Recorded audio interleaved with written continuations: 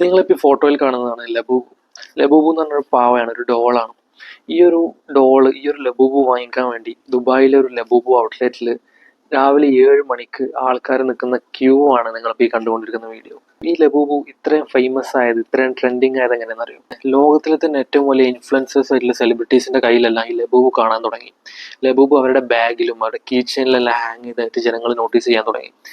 ശേഷം ഈ ലബൂബിന് വലിയൊരു ഡിമാൻഡ് വന്നു. ശേഷം ഈ ഒരു കമ്പനി ഈ ലബൂബു ലോകമെമ്പാടും ഡിസ്ട്രിബ്യൂട്ട് ചെയ്തു.